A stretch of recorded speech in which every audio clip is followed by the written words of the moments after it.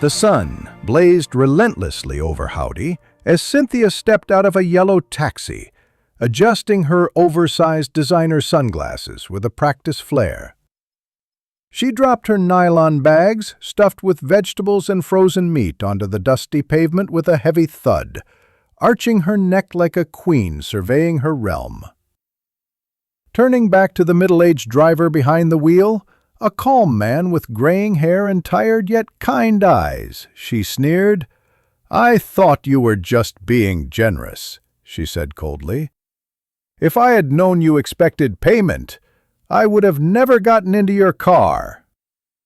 The man let out a small, polite chuckle, his composure unwavering. "Madam, this is not about the money. I never refuse to help anyone, but honesty matters. Next time, you could simply say you don't have the fare. I would still have driven you."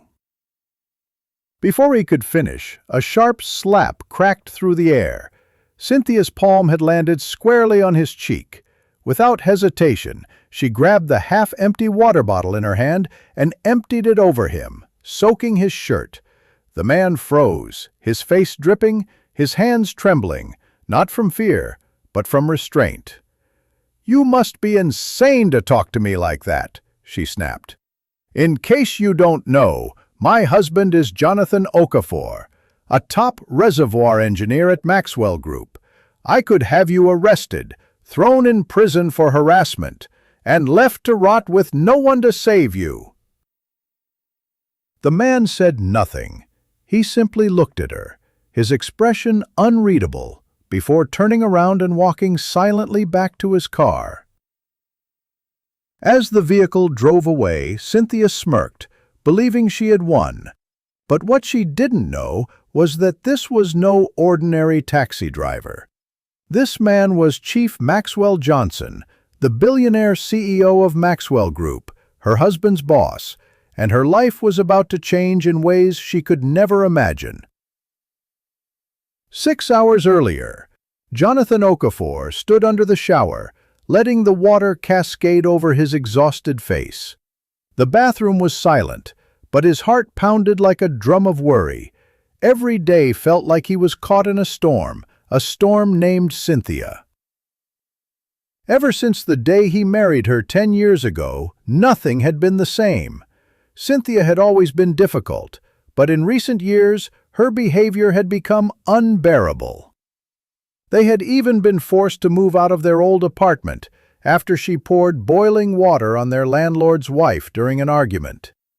While Cynthia went into hiding, Jonathan spent weeks in police custody, begging neighbors and authorities for forgiveness. When she finally returned, she had come home in tears, kneeling on the living room floor. "I'm sorry," she had cried. "I'll change, I promise." He wanted to believe her. For a short time, it seemed like she tried. But nothing truly changed. Cynthia's arrogance and lack of respect for others only grew worse. Neighbors avoided her like the plague. Even the market vendors whispered behind her back, calling her the cursed woman for being childless after a decade of marriage. "They say it's because you've offended too many people," his mother once told him with a heavy heart. God does not bless a heart filled with hatred.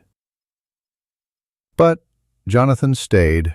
He stayed because once, long ago, Cynthia had saved his life.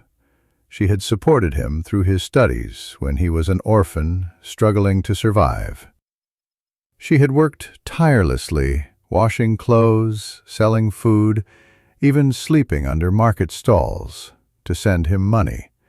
She had given him everything, her youth, her sweat, her future. How could he abandon her now, even if she had become the storm, tearing apart everything he had built?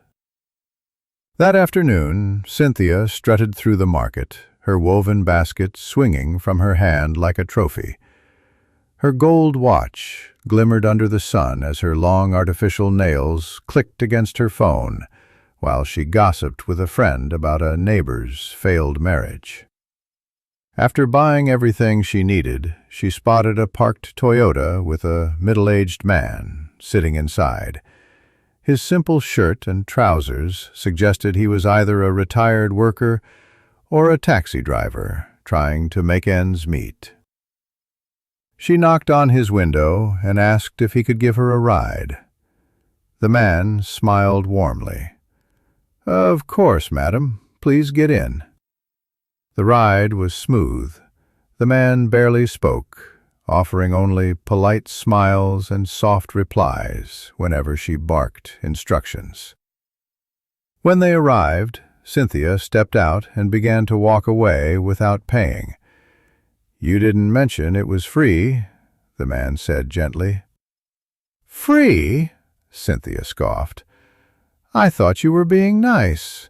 Don't play innocent now." The man sighed. "I don't refuse to help, but honesty is important." The slap was so quick he barely saw it coming. Then came the splash of water. "You're lucky I don't call the police," Cynthia shouted before storming off. Later that evening, when Jonathan came home, he was unusually cheerful. "Cynthia, you won't believe who I heard about today," he said with a grin. She looked up with curiosity. "Who?" "There's this taxi driver everyone at work talks about," Jonathan explained. "They say he sometimes gives free rides. He's different. Always quiet, always humble.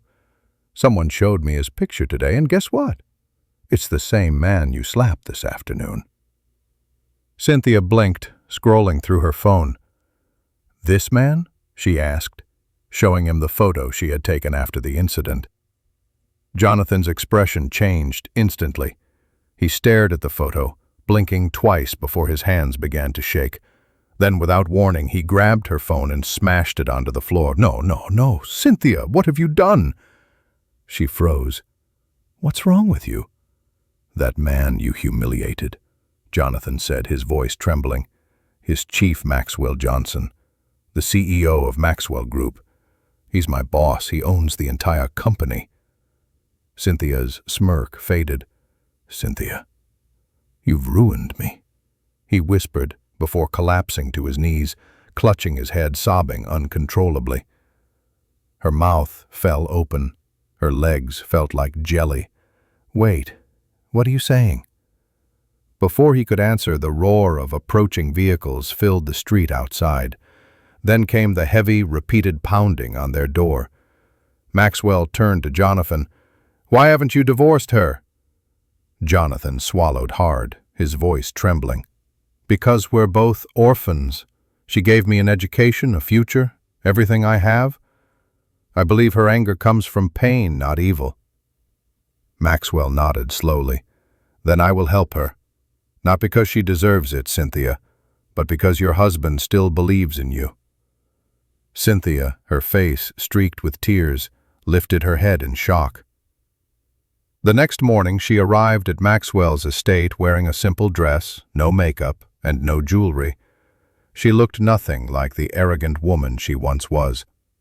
Maxwell, feeding birds in his garden, spoke without looking at her. "There is a woman you hurt years ago, Ma'am Angie. Do you remember calling her a useless witch at the market and knocking over her basket?" Cynthia's eyes widened. Memories flooded back, her cruelty, her insults. Maxwell continued, "She cursed you that day. You may wear all the gold you want, but until you kneel with true remorse, you will never have a child." Cynthia collapsed on the ground, sobbing. Maxwell's voice softened. "Go find her. Beg for her forgiveness. If she forgives you, perhaps heaven will too." That afternoon, Cynthia visited Ma'am Angie's humble wooden house.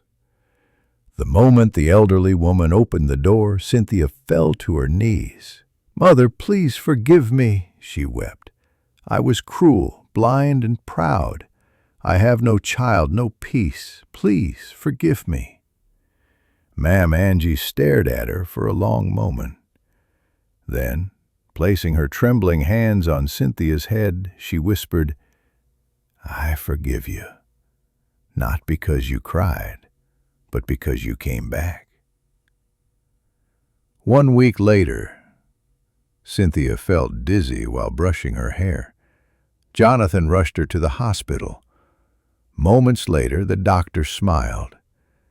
"Congratulations, you're pregnant."